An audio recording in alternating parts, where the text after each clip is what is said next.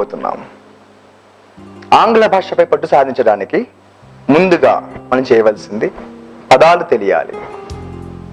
The first thing that a candidate should do to learn a language is to know the words in English. మనం పొద్దున్న లేచిన దగ్గర నుంచి ఎక్కువ శాతం ఏం మాట్లాడతాం, ఏ ప్రశ్నలు అడుగుతాం, దేని గురించి మాట్లాడతాం, అది ఇంగ్లీష్లో మాట్లాడాలంటే కావలసిన పదాలు ఏంటి, అవి ముందు తెలుసుకునే ప్రయత్నం చేద్దాము. First element, pronouns. What is a pronoun? మనం చిన్నాటితనంలో నేర్చుకోవడం జరిగింది. సర్వనామం, నామవాచకం. Pronoun is a word which is used in the place of a noun. ముఖ్యంగా మనకి 7 ఉంటాయి. We have 7 pronouns.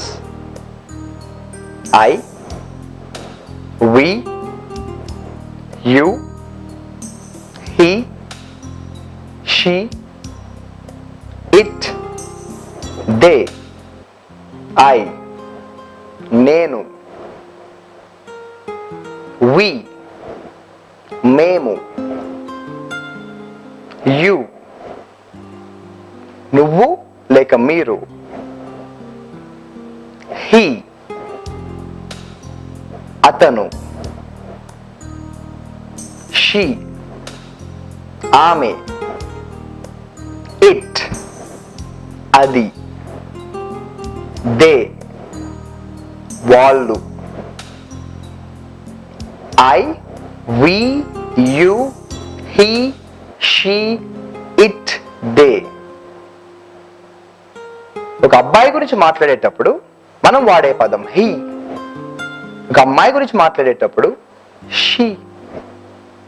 ఒక వస్తువు లేక ఒక జంతువు గురించి మాట్లాడేటప్పుడు ఇట్.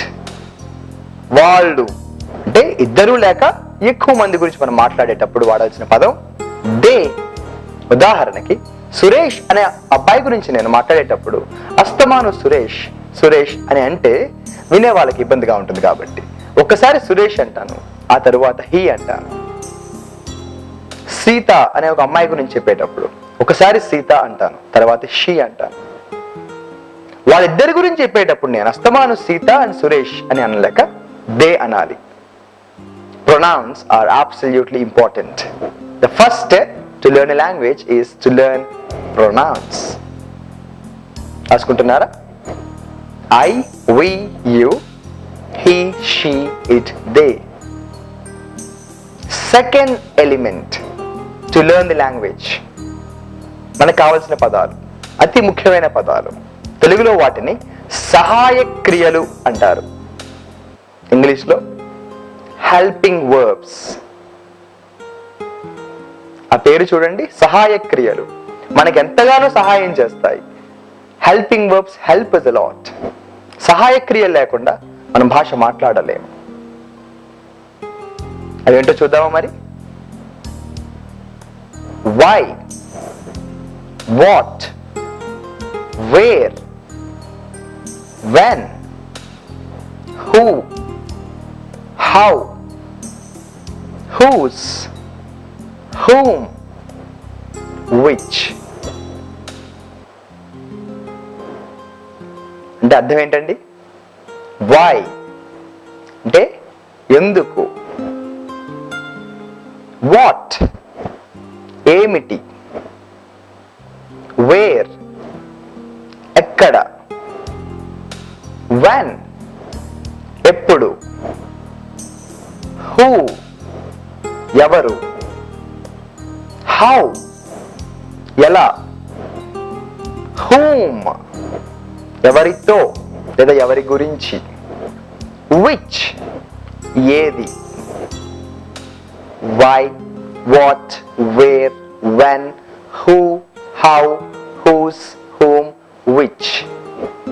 ఇవి ఎలా వాడాలో తర్వాత నేర్చుకోవాలి. ముందు అసలు ఆ పదాలు ఏంటో తెలియాలి, పలకడం తెలియాలి, అవి ఉన్నాయి అన్న విషయం గుర్తుపెట్టుకోవాలి. పదాలే తెలియకుండా నేను వాక్యాలు తయారు చేస్తాను, ప్రశ్న అడిగేస్తాను అంటే ఇబ్బంది అవుతుంది. రైట్.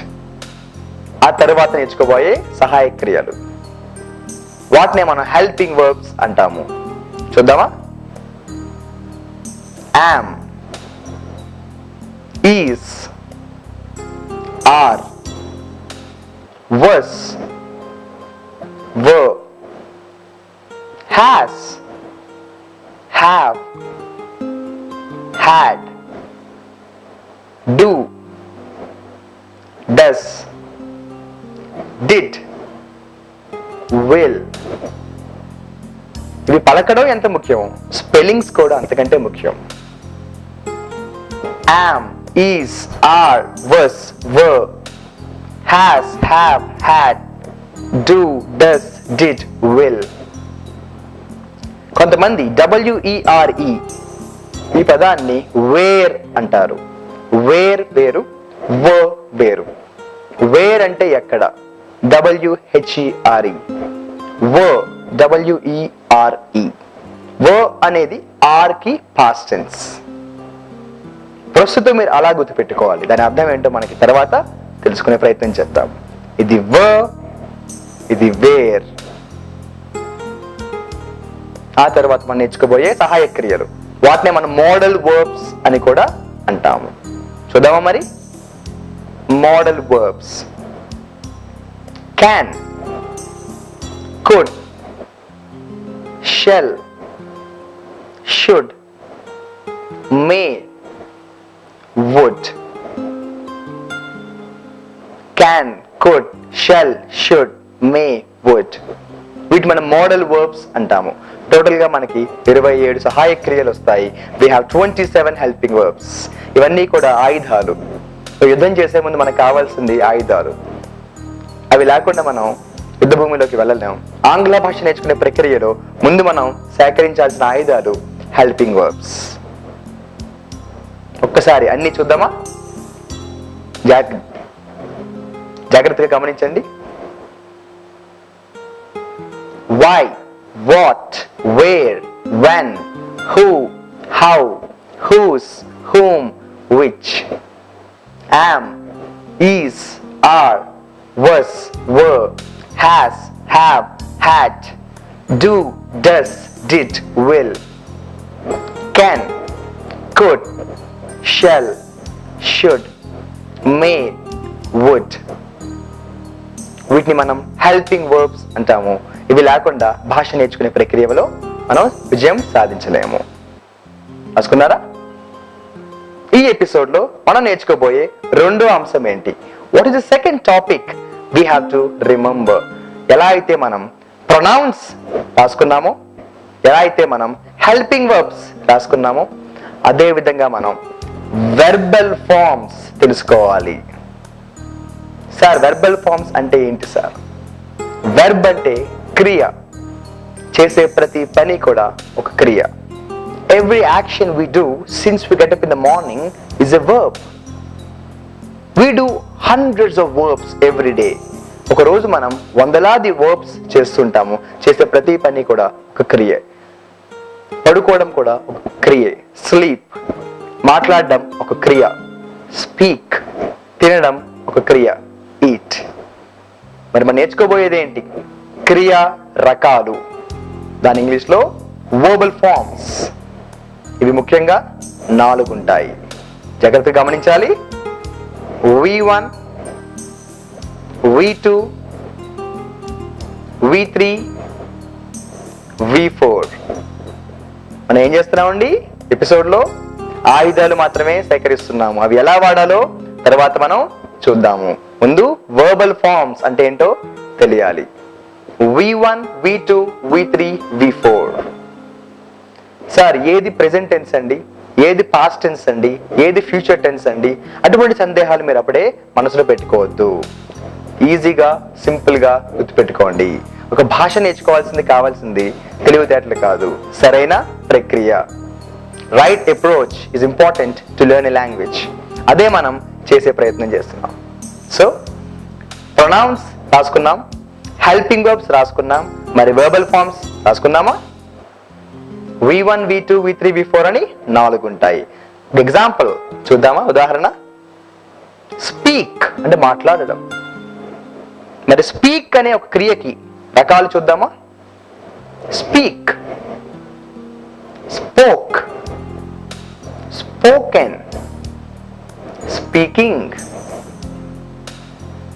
సార్ స్పీక్ కి స్పోక్ కి డిఫరెన్స్ ఏంటి సార్? స్పోకెన్ ఎప్పుడు వస్తుంది సార్? అవి తర్వాత.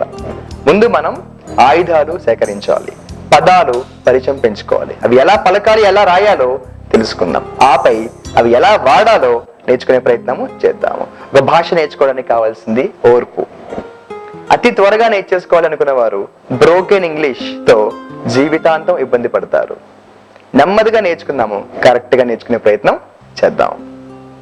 ఇంకొక ఉదాహరణ చూద్దామా? రాయడాన్ని ఏమంటామండి? Write, write, wrote, written, writing. వెళ్ళడాన్ని ఏమంటామండి? go, go, went, gone, going. అయితే కొన్ని క్రియల్ని మనం ఇంగ్లీష్లో రెగ్యులర్ వర్బ్స్ అంటాము, కొన్ని క్రియల్ని ఇర్రెగ్యులర్ వర్బ్స్ అంటాము. సార్ ఇది మాకు తెలియదు సార్, అందుకే మనం ఆ పదజాలం ఇప్పుడు వాడద్దు. ముందు మనం అతి సులభమైన భాషలో గ్రామర్ని పరిచయం పెంచుకుందాము, ఆపై పదాలన్నీ కూడా నేర్చుకునే ప్రయత్నం చేద్దాము. ఒక ఉదాహరణ చూద్దామా మరి? కమ్ అంటే ఏంటండి? రావడం. దానికి క్రియా రకాలు వెర్బల్ ఫార్మ్స్ ఎలా ఉన్నాయో చూడండి. Come, came, come, coming. అక్కడ V1 V3 ఏమైందండి? ఒకటే. కమ్ మళ్ళీ కమ్ వచ్చింది. అందువలన ఇటువంటి మనం జాగ్రత్తగా గమనించాలి. ఇటువంటిది ఇంకోటి చూద్దామా? పరిగెట్టడాన్ని ఏమంటామండి? Run, run, ran, run, running. వేరే మోడల్ చూద్దామా? పడుకోవడాన్ని ఏమంటామండి? స్లీప్. దానికి ఏముంటుంది? Sleep, slept, slept, sleeping. ఇక్కడ మీరు గమనించే ఉంటారు V2 V3 కూడా ఒకటే. స్లెప్ట్ ఆపై మళ్ళీ స్లెప్ట్ వచ్చింది. ఇలా మనం జాగ్రత్తగా గమనిస్తే ఒక మోడల్లో V1 V2 V3 కూడా 3 డిఫరెంట్ గా ఉన్నాయి. ఇంకొక మోడల్లో V1 V3 ఒకేలా ఉన్నాయి. వేరొక మోడల్లో V2 V3 ఒకేలా ఉన్నాయి. అయితే సార్ ఇవన్నీ నిజంగా మనం నేర్చుకోవాలా అంటే తప్పనిసరి. ఎంత ఇంగ్లీష్ భాష వచ్చిన వాడికైనా వెర్బల్ ఫార్మ్స్ రాని ఎడల భాషపై పట్టు రానట్టే. అనర్గళంగా మాట్లాడాలి అంటే మనకి తప్పనిసరిగా వెర్బల్ ఫార్మ్స్ క్రియా రకాలు నేర్చుకునే ప్రయత్నం చేయాలి. అయితే హెల్పింగ్ వర్బ్స్ 27 ఉంటాయి అని మనం ఒక లిస్టు రాసుకొని గుర్తుపెట్టుకోవడం జరిగింది. ప్రొనౌన్స్ 7 ఉంటాయి అని మనం గుర్తుపెట్టుకున్నాం. కానీ క్రియా రకాల వెర్బల్ ఫార్మ్స్ కొన్ని వందలు ఉంటాయి, కొన్ని వేలు ఉంటాయి. ఎందుకంటే చేసే ప్రతి పని కూడా ఒక క్రియే. ఎన్నని మనం గుర్తుపెట్టుకోవాలి అంటే అన్నీ మనం గుర్తుపెట్టుకోవాలి. అయితే అన్నీ చెప్పడం సాధ్యం కాదు కాబట్టి కొన్ని మాత్రమే నేను చెప్పే ప్రయత్నం చేస్తాను. మిగిలినవన్నీ కూడా మీరు నేర్చుకునే ప్రయత్నం చేయాలి. గ్రామర్ బుక్స్ ఏ బుక్ తీసుకున్నా కూడా క్రియా రకాలు వెర్బల్ ఫార్మ్స్ ఒక లిస్ట్ ఉంటుంది, అది మనం చదువుకోవాలి. ఇంటర్నెట్ లో కూడా verbal forms, take the print out, read them. ఇంకొక 3 ఎగ్జాంపుల్స్ తీసుకుందామా? పాట పాడడాన్ని ఏమంటామండి? Sing, sing, sang, sung, singing. తినడాన్ని ఏమంటామండి? Eat, ate, eaten, eating. నీళ్ళల్లో ఈదడాన్ని ఏమంటామండి? స్విమ్. దానికి చూద్దామా? Swim, swam, swum, swimming. ఇలా చెప్పుకుంటూ పోతే అనేకమైన వెర్బల్ ఫార్మ్స్ మనం నేర్చుకోవాల్సిన పరిస్థితి ఉంది. నా అనుభవంలో నేను చూసింది ఎక్కువ మంది విద్యార్థులు వెర్బల్ ఫార్మ్స్ సరిగా నేర్చుకోకుండా అన్ని ప్రిపేర్ అయిపోతూ ఉంటారు. ఎక్కడో తడబాటు అనేది మనని వేధిస్తూనే ఉంటుంది. నాకు గ్రామర్ వచ్చండి కానీ ఫ్లూయెన్సీ రావట్లేదు సార్. గ్రామర్ మీద అవగాహన ఉందండి కానీ భాష అనర్గళంగా మాట్లాడలేకపోతున్నాను సార్. దానికి గల కారణం నేను ఎప్పుడు చెప్పేదే, పునాది సరిగ్గా లేదు, నీకు వెర్బల్ ఫార్మ్ సరిగ్గా తెలియవు.